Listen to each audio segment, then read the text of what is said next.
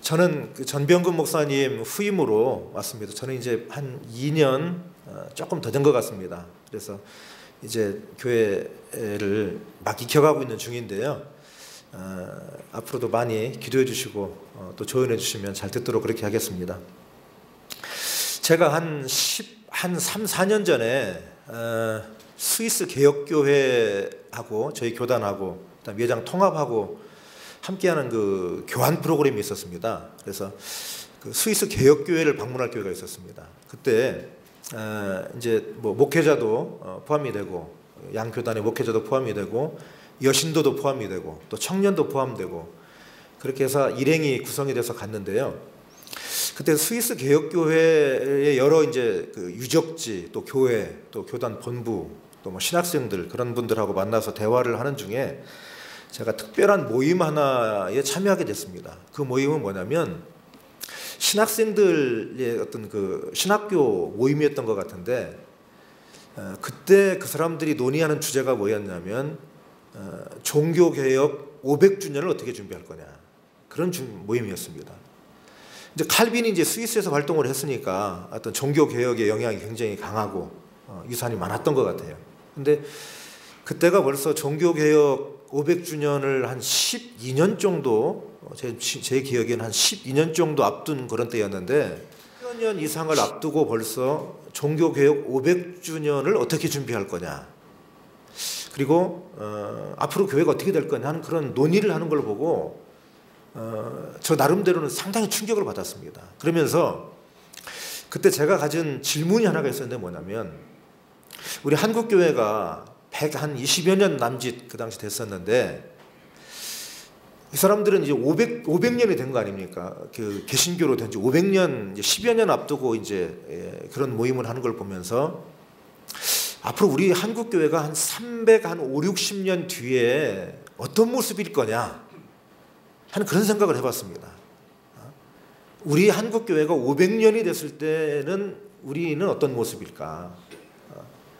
서구교회가 굉장히 힘을 잃고 또 어떤 그 교회는 텅텅 비어가고 우리가 그렇게 생각했는데 그 사람들이 종교개혁 500주년을 앞두고 그런 논의를 하는 걸 보면서 그럼 우리 한국교회는 그 복음이 전파된 지 500년이 지나고 난 다음에 한국교회의 모습은 과연 어떨 거냐 유럽교회보다 훨씬 더 나을 거냐 하는 그런 질문이 저에게 강하게 들었습니다.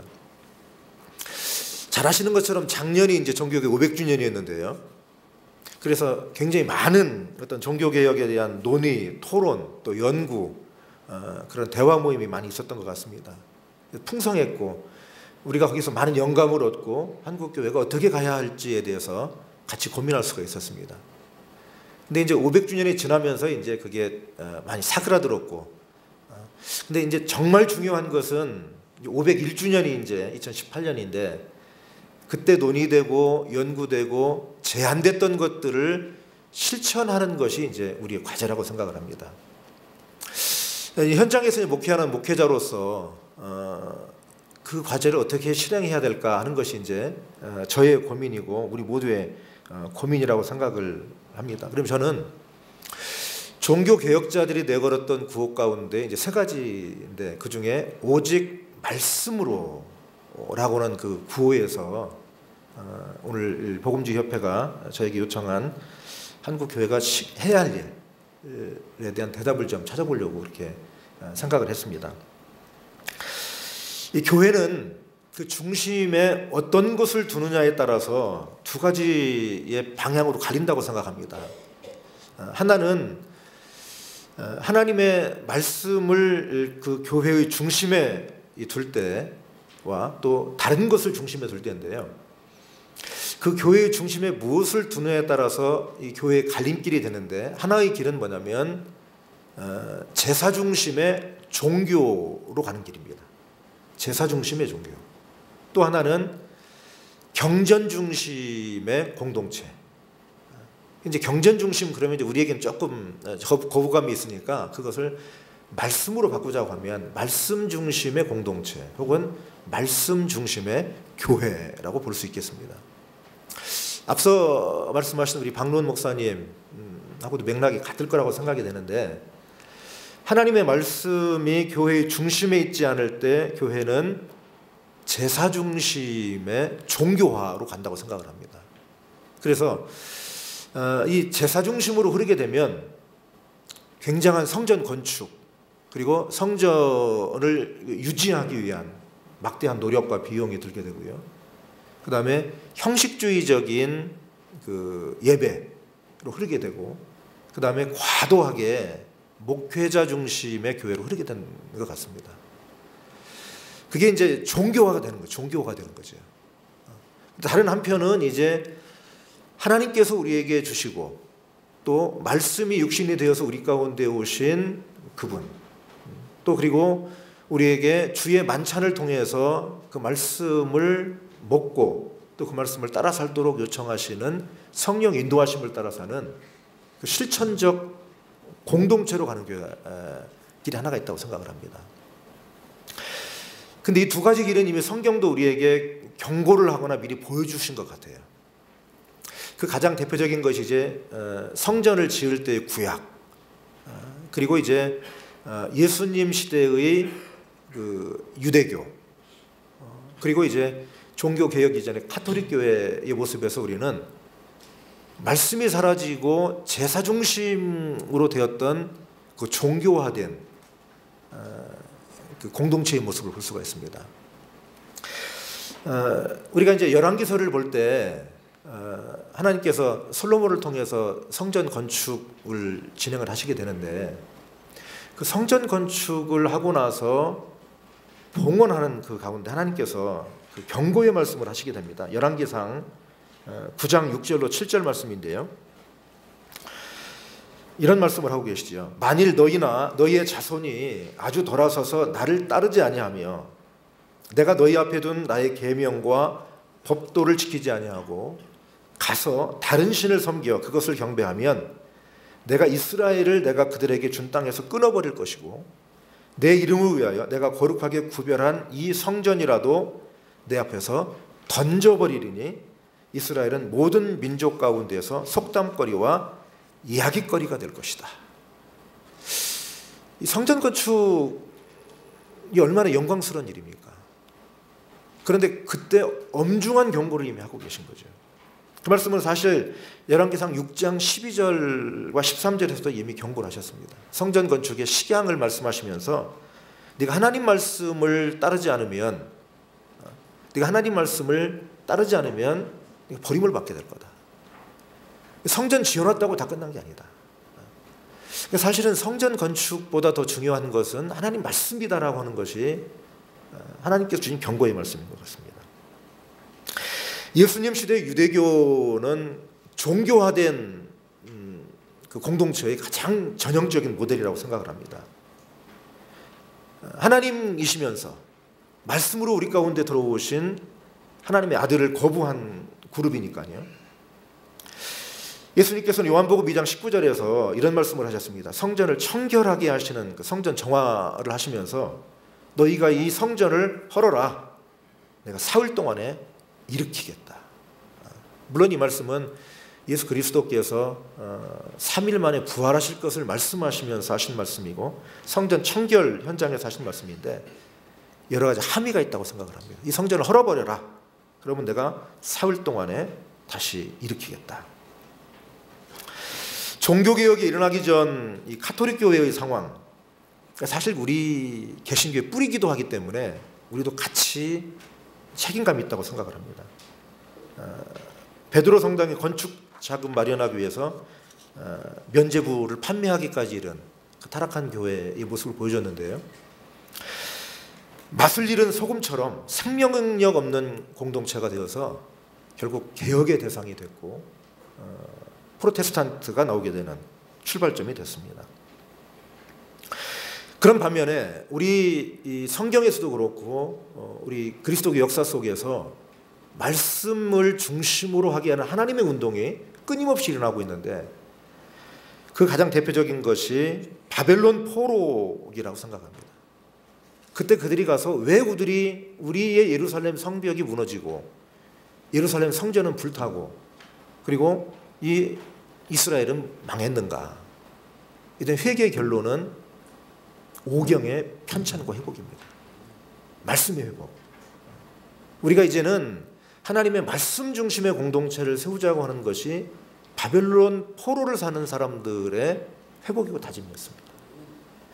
그 운동을 통해서 일어난 것이 느헤미야 8장 8절로 10절에 나 있는데 너무 아름다운 모습이죠. 말씀이 중심에 섰을 때 이루어지는 일입니다. 우리 교재에 있는데 말씀을 같이 보도록 하겠습니다. 하나님의 율법책을 낭독하고 그 뜻을 해석하여 백성의 그 낭독하는 것을 다 깨닫게 하니 백성이 율법의 말씀을 듣고 다 우는지라. 총독 느헤미야와 제사장 겸 학사 에스라와 백성을 가르치는 레위 사람들이 모든 백성에게 이르기를 오늘은 너희 하나님 여호와의 성일이니 슬퍼하지 말며 울지 말라 하고 느헤미야가 또 그들에게 이르기를 너희는 가서 살찐 것을 먹고 단 것을 마시되 준비하지 못한 자에게는 나누어 주라. 이날은 우리 주의 성일이니 근심하지 말라. 여호와로 인하여 기뻐하는 것이 너희의 힘이니라. 말씀이 중심에 섰을 때 성벽 건축이 빛나게 되고, 우리가 이 느헤미야는 어떻게 보면 정치 지도자라고 할 수 있는데요, 그가 에스라를 초대하고 하나님 말씀을 낭독하면서 말씀이 중심에 오도록 그 공동체를 회복시켰다는 거죠. 오늘 우리 한국 사회나 한국 교회가 눈여겨봐야 할 대목이 여기라고 생각을 합니다. 예수님께서 갈릴리 오셨을 적의 모습도 너무 아름다운 모습입니다. 마태복음 4장 23절로 25절에 보면 예수님께서 갈릴리에 두루 다니셔서 회당에서 가르치시며 천국 복음을 전파하시며 백성 중에 모든 병과 모든 약한 것을 고치시니 그의 소문이 온 수리아에 퍼진지라. 사람들이 모든 앓는 자 곧 각종 병에 걸려서 고통당하는 자, 귀신 들린 자, 간질하는 자, 중풍병자들을 데려오니 그들을 고치시더라. 갈릴리와 데가볼리와 예루살렘과 유대와 요단강 건너편에서 수많은 무리가 따르니라. 말씀이신 그분 자체, 그분이 말씀을 가르치시고 천국 복음을 전파하실 때 병도 고침받고 약한 것이 회복되고, 그래서 저는 이 복음서에서 가장 아름다운 장면이 여기라고 생각합니다. 주님의 사역을 가장 함축적으로 표현했으면서 말씀이 회복되고 주님이 공동체 중심에 계실 때 아름다운 공동체 회복이 되는 거죠. 그것만이 아니지요. 초대 교회가 일어났을 적에 거기도 역시 말씀 중심의 공동체입니다. 건물도 없었지요. 사도행전 2장 42절에 보면 그들이 사도의 가르침을 받아 서로 교제하고 떡을 떼며 오로지 기도하기를 전혀 힘썼다. 역시 말씀 중심의 공동체를 이야기하고 있습니다. 종교개혁한 이후에 마틴 루터가 한 위대한 일 가운데 하나는 독일어 성서 번역이죠. 소수의 종교 권력자들이 갖고 있었던 성경을, 라틴어로 되어 있는 성경을 일반 백성들과 일반 그리스도인들의 손에 성경을 쥐어준 거죠. 그리고 그 당시 인쇄술의 발달을 통해서 성경과 종교개혁 그 95개의 반박문이 날개도 친 듯이 사람들에게 전파가 됐습니다. 종교개혁 95개의 반박문이라고 하는 것도 결국 읽어보면 하나님 말씀에 대한 회복에 대한 강렬한 희망입니다. 말씀을 알려주고 있고요. 역시 하나님 말씀이 중심에 설 때 회복이 되는데, 이제 문제는 각 교회에서 그걸 어떻게 실천하느냐인 것 같습니다. 강단에서, 또 교회 학교에서, 또 그리스도인들의 가정에서 회복이 돼야 되는데, 제가 금년에 이제 목회하면서 중심에 세우는 건 뭐냐면 말씀 중심의 대화 공동체를 세우자. 어떻게 보면 예배에서 설교는 일방적인 말씀의 선표인데 요즘 사람들은 말하고 싶어 한다고요. 자기가 들은 것에 대해서 반응을 얘기하고 싶고 또 목회자에게 그걸 전달하고 싶어 하고, 이 쌍방향 소통의 시대 아닙니까? 그래서 텔레비전의 드라마도 어떤 그 시청자들의 이야기를 듣고 방향이 바뀌기도 하고 주인공을 살리기도 하고 죽이기도 하고, 그래서 쌍방향 소통의 시대입니다. 교회도 역시 우리가 어떤 대화의 모임이 좀 많아서 어떤 소그룹으로 그런 하나님 말씀 중심으로 대화하고 또 이야기를 나누고 또 자기들의 신앙생활 말씀을 따라 산 이야기들을 서로 나누고 하는 그런 건강한 소그룹들이 많아지는 것이 하나의 길이 아닐까 하고 이제 그렇게 생각을 하고 금년에 이제 목회 중심에 그것을 가운데도 놓고 있습니다. 며칠 전에 한 이틀 전인가요? 그 미국의 스페이스 X를 세운 앨런 머스크라는 사람이 로켓을 쐈죠. 그래서 이게 이제 지구 궤도를 돌고 그다음에 화성까지 이제 가게 될 거라고 그러는데 이 사람의 꿈은 화성에 사람을 보내는 겁니다. 그러면서 자기가 갖고 있는 테슬라라고는 전기 자동차 회사에서 만든 자동차 한 대를 그 로켓에 실어서 카메라를 뒤로 돌려가지고 로켓이 올라가면서 자동차가 마치 우주를 달리는 것처럼 운전석에 마네킹을 하나 앉혀놓고 그걸 비춰서 중계방송을 했습니다. 저는 그걸 보면서 이 세상에 이 돈 벌려고 하는 기업가들이 세상에 꿈을 주는 세상이 돼버렸구나. 이 우주를 달리는 겁니다. 자동차가. 전기 자동차가. 앞으로 이제 화성에 가서 우리가 만든 자동차가 달도 가고 화성도 간다. 그걸 상상력을 자꾸 보여주는 거죠.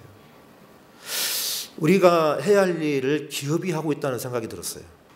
그러면서 한국 사회도 희망이 없다고 말하고 한국 교회도 자꾸 희망을 잃어가는데 우리가 하나님의 말씀 중심의 공동체를 회복이 되어서 아까 말씀에서 우리가 보여준 것처럼 느헤미야서 그다음에 예수님 중심의 갈릴리 공동체, 초대교회와 같이 이 희망을 주는 일들을 우리 한국 교회가 할 수 있으리라고 저는 믿습니다. 하나님 말씀 중심으로 서서 교회가 회복이 되고 우리의 삶이 개혁될 수 있기를 소망합니다. 감사합니다.